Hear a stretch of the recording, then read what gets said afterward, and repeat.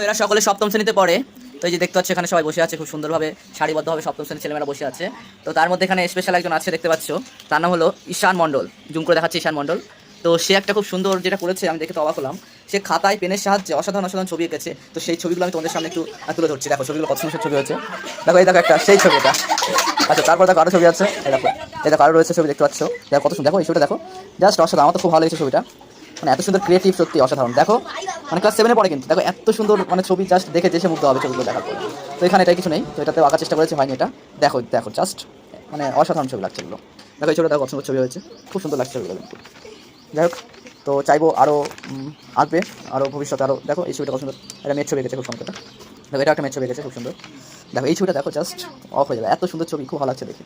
তো যাই হোক, দারুণ দারুণ অসাধারণ লাগছে, মানে ছবিগুলো এত সুন্দর। আর একটা কিন্তু পেন্সিল দেয় না, সব কিন্তু পেন দিয়ে আঁকা। তো যাই হোক, খুব সুন্দর লাগলো। পড়াশোনা যেমন তেমন করে, কিন্তু ছবি আঁকা দিক থেকে এত সুন্দর এটা আমি জানতাম না। তো যাই হোক, আরও ভালো করে ড্রয়িং শিখতে হবে, ঠিক আছে।